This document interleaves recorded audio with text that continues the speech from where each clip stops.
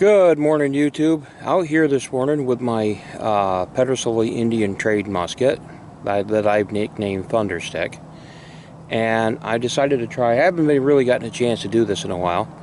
Going to be trying what they call the naked ball, which is just a powder charge. This would be about 80 grains of 2F powder with a .600 round ball, no patch in between, and just wadding over the top to keep everything in place. And my target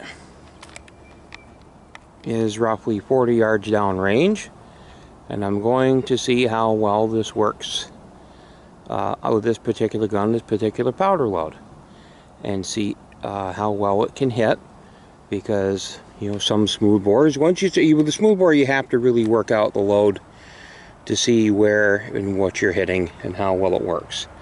So we'll give this one a try with that load, see how it works out.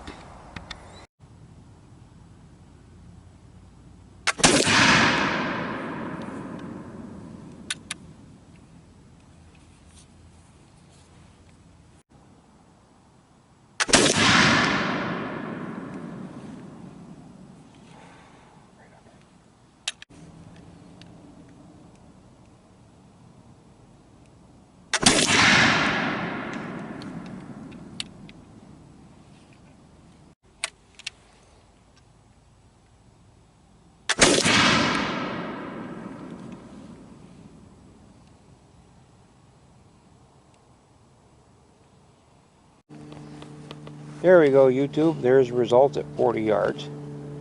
First, second, third, and fourth shots.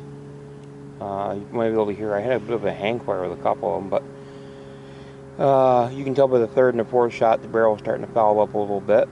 But still, for a smooth bore with a just a naked ball where there is no patch, there's no patch on this. The only thing holding the ball in is it's the powder, the naked ball, then wadding over the top, and that's it, which is how these guns would have been traditionally loaded. And it still performed very well, especially the first and second shots, which are all being the most important. But very, very well at 40 yards. 50 yards would have been probably just as good. I was aiming pretty much dead center and center mass of this target.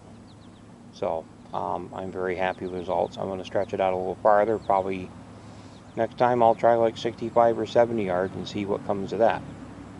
And we'll see what goes from there. Hello, YouTube. Something else I want to go over. The things you need when you have a gun like this. You need a good bag. You need flints. You need, in case of mine being a smoothbore, you need shot.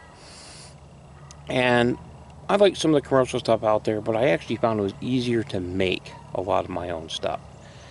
Everything here has been made by me. I made the hunting pouch, which is smaller than most. This is actually designed to go around the neck instead of the shoulder.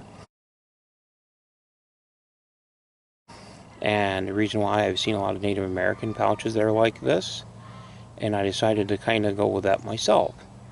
I find it easier. It's easier for me to get to than having to take it off the shoulder. Let me zoom in on it here. I made the pouch. The only thing I didn't make was the button and the shot measure, which is to the right. That was made and I bought earlier this year at Fort Ticonderoga. They had some Mohawk reenactors there who were also real Mohawk. And that I picked up and decided to add to this. The powder measure, which is 70 grain powder measure, I made that myself out of an antler and then scrimshawed the 70 on there, so you know how much it is. It's a very nice powder measure, works really well, nice to grab a hold of. The little shot bag, I made an earlier one. The first one I made was larger than this, and that held a full almost 12 to 13 ounces of shot, 7.5 shot. Nice bag, but a little on the heavy side, especially if you're squirrel hunting. So I made this one, and it fits better in this pouch. And this one holds 7 ounces of shot, number 7.5. which I find to be just perfect. I don't need much more than that. And it works really well, and it's got a little deer antler stopper, and very nicely made, especially since it was only my second attempt at making one. This here is a flint wallet. There are 3 flint in there. I made that out of some scrap leather. and an antler button that I made. And this is a small pouch that I added some wampum beads to, and this is an actual what they call the two-row belt. And the two-row belt was to symbolize the peace treaty between the Iroquois and the Dutch. And the two rows, the two blue rows, symbolize the Iroquois canoe and the white settlers' ships sailing down the river, basically the river of life, each going their own way with their own rules and their own laws, but never touching each other. And it is this treaty, the 1617 treaty, I believe is the actual year, is the treaty that the Iroquois, all their treaties come from that one. And it's a very important treaty to them, and it still is to this day.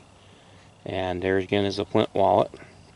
And I made all this, the pouch, the straps, everything. I even added a little spot here for a pick, because it didn't have one, and everything else fits in there very nicely. And I got the wampum beads on here, which those are Mohawk.